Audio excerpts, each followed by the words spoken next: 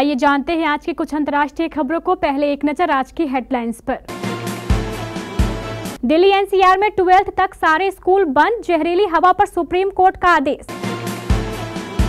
मणिपुर हिंसा के बीच लगातार दूसरे दिन गृह मंत्री ने की हाई लेवल मीटिंग, 50 केंद्रीय बल की टुकड़ियां भेजने का फैसला।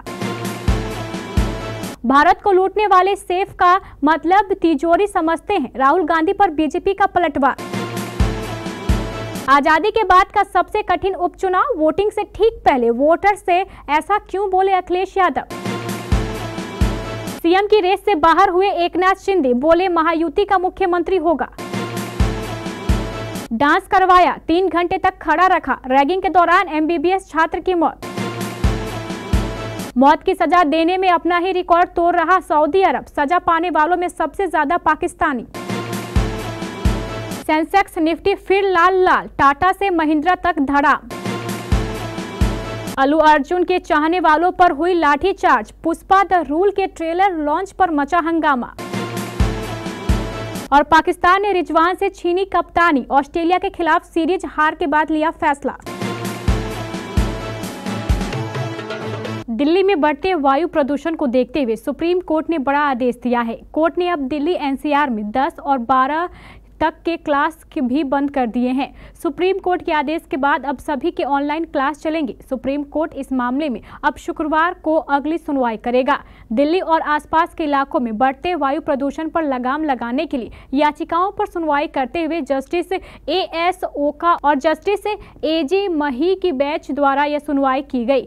इस दौरान दिल्ली सरकार की तरफ से पेश वकील ने बताया कि 10वीं और 12वीं को छोड़कर अन्य सभी छात्रों के लिए फिजिकल क्लासेस बंद कर दी गई है। इस पर सुप्रीम कोर्ट बेंच से वरिष्ठ वकील गोपाल शंकर नारायण ने कहा कि 10वीं और 12वीं के छात्रों के फेफड़े दूसरे छात्रों से अलग नहीं हो सकते, उनके भी फिजिकल क्लासेस रोक दी जाए।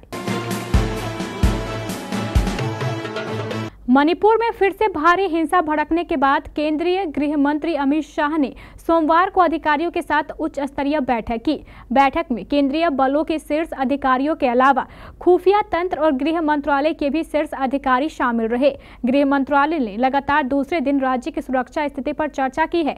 सूत्रों के मुताबिक केंद्र सरकार मणिपुर में चुनौतीपूर्ण स्थिति के बीच राज्य में 5000 से ज्यादा कर्मियों वाली अतिरिक्त 500 CAPS कंपनी भेजेगा। इससे पहले भी 20 कंपनियां भेजी जा चुकी है, यानी अब तक कुल 70 कंपनियां कानून व्यवस्था बनाने के लिए मणिपुर भेजी जा चुकी हैं। कांग्रेस नेता राहुल गांधी ने सोमवार को प्रधानमंत्री नरेंद्र मोदी के एक है सेफ है नारे पर तीखा कटाक्ष किया और उन पर महाराष्ट्र के लोगों के ऊपर बिजनेस टाइकून गौतम अडानी के हितों को प्राथमिकता देने का आरोप लगाया। उनके इन आरोपों पर बीजेपी ने भी जोरदार पलटवार किया। भाजपा के राष्ट्रीय प्रवक्ता संबित पात्रा ने दिल्ली भाजपा मुख्यालय में एक प्रेस कॉन्फ्रेंस को संबोधित करते हुए कांग्रेस पार्टी और गांधी परिवार पर घपले घोटालों में शामिल रहने का आरोप लगाया। संबित पात्रा ने राहुल गांधी के मुंबई में किए गए प्रेस कॉन्फ्रेंस को निचले स्तर का बताया। उन्होंने कहा, कांग्रेस जैसी तथाकथित राष्ट्रीय पार्टी के नेता द्वारा एक तिजोरी के इर्द गिर्द ड्रामेबाजी करना शोभा नहीं देता। भाजपा प्रवक्ता ने शिवसेना के संस्थापक दिवंगत बाला साहेब ठाकरे का जिक्र करते हुए कहा, बाला साहेब ठाकरे से जब एक इंटरव्यू में राहुल गांधी के बारे में पूछा गया तो वह झुंझुला गए। उन्होंने कहा, अरे उस छोटा पोटले के बारे में मुझसे मत पूछो। उत्तर प्रदेश में 9 सीटों पर होने वाले उपचुनाव से पहले सपा मुखिया अखिलेश यादव ने पीडीए मतदाताओं को एकजुट होने की अपील की है। उन्होंने इस उपचुनाव को सबसे कठिन उपचुनाव बताते हुए कहा कि ये रुख चुनाव है जो प्रदेश के भविष्य का रुख तय करेंगे। उन्होंने लोकसभा चुनाव की तरह उपचुनाव में भी संविधान बचाने के लिए पीडीए की एकजुटता पर जोर दिया और नारा दिया कि पीडीए का परचम पूरे देश में लहराएंगे और अपनी सरकार बनाएंगे। अखिलेश ने एक्स पर पोस्ट करते हुए लिखा, प्रिय उत्तर प्रदेश वासियों और मतदाताओं, उत्तर प्रदेश आजादी के बाद से सबसे कठिन उपचुनावों का गवाह बनने जा रहा है। ये उपचुनाव नहीं है, ये रुख चुनाव है जो उत्तर प्रदेश के भविष्य का रुख तय करेगा। इन उपचुनावों में लोकसभा 2024 के चुनावों की तरह भाजपा की नकारात्मक राजनीति को फिर से धूल चटाने और संविधान, लोकतंत्र, आरक्षण व सामाजिक न्याय के संघर्ष को बचाने के लिए पूरा पीडीए समाज सभी 9 सीटों पर एकजुट है। महाराष्ट्र विधानसभा चुनाव के बीच शिवसेना प्रमुख और मुख्यमंत्री एकनाथ शिंदे ने बड़ा बयान दिया है। उन्होंने कहा है कि मैं महाराष्ट्र सीएम पद की रेस में नहीं हूं। शिंदे ने कहा कि महायुति में सीएम पद को लेकर रेस नहीं है। उन्होंने कहा है कि हमारी रेस इस बात के लिए है कि महाराष्ट्र में महायुति को बहुमत के साथ सरकार में लेना है। महाराष्ट्र का विकास करना, लोगों के जीवन में सुधार और जीवन में बदलाव लाना है। उन्होंने सीएम कौन बनेगा के सवाल पर कहा कि वो पता चलेगा। मैं महाराष्ट्र का भला चाहता हूं। उन्होंने कहा है कि मुझे क्या मिलेगा, इससे महाराष्ट्र की जनता को क्या मिलेगा, हमारी जनता को क्या मिलेगा, मैं ये चाहता हूं। साथ ही उन्होंने कहा है कि ये भी तय है कि सीएम महायुति का ही होगा। गुजरात के पाटन स्थित धारपुर मेडिकल कॉलेज में रैगिंग से मौत होने का चौंकाने वाला मामला सामने आया है। सीनियर्स द्वारा की गई रैगिंग की वजह से फर्स्ट ईयर के मेडिकल छात्र अनिल मेथानिया की मौत हो गई। इस घटना के बाद कॉलेज प्रशासन ने 15 सीनियर छात्रों को निलंबित कर दिया है। रैगिंग लेने वाले सीनियर्स के खिलाफ एफआईआर भी दर्ज कर ली गई है। धारपुर मेडिकल कॉलेज के एडिशनल डीन ने पाटन पुलिस को इस मामले में शिकायत दी थी। शिकायत में बताया गया था कि 1 नवंबर को अनिल मेथानिया की मौत हो गई थी, जिसके बाद कॉलेज के डीन हार्दिक शाह ने एक एंटी रैगिंग कमेटी का गठन किया था। कमेटी ने जांच शुरू की, जिसमें प्रथम वर्ष के छात्रों ने बताया कि सीनियर छात्रों ने उन्हें रात 8:30 बजे अपने साथ इंट्रोडक्शन के लिए बुलाया था। इस दौरान उन्हें फिल्मी गाने गाने और डांस करने के लिए मजबूर किया गया। साथ ही उन्हें गालियां दी गई और 3 घंटे तक खड़ा रखा गया। इस दौरान अनिल की तबीयत खराब हो गई और वह चक्कर खाकर गिर पड़े। इसके बाद उन्हें अस्पताल ले जाया गया, लेकिन उनकी मौत हो गई। सऊदी अरब में इस साल मृत्युदंड के मामले में बहुत ज्यादा वृद्धि हुई है। साल 2024 में अब तक 100 से ज्यादा विदेशी नागरिकों को मौत की सजा सुनाई जा चुकी है, जो कि चिंताजनक आंकड़ा है। इन विदेशी नागरिकों में पाकिस्तान, यमन, सीरिया, चीन आदि शामिल है।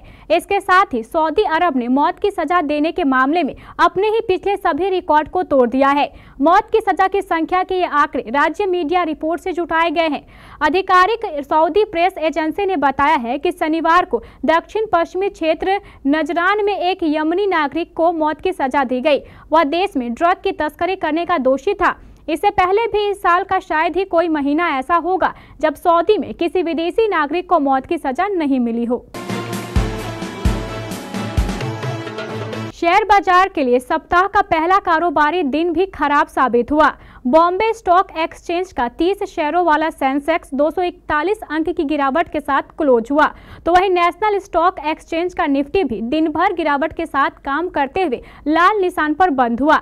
इस बीच आईजीएल से एमजीएल तक गैस वितरण कंपनियों के शेयर तो भरभराकर टूटे ही, बल्कि टाटा और महिंद्रा जैसे शेयर भी धरमरा गए, जिसके बाद शेयर में निवेश करने वालों की धड़कनें बढ़ गई। कईयों को नुकसान भी झेलना पड़ा। साउथ सुपरस्टार अल्लू अर्जुन की most awaited film Pushpa the rule को लेकर जबरदस्त बज बना हुआ है।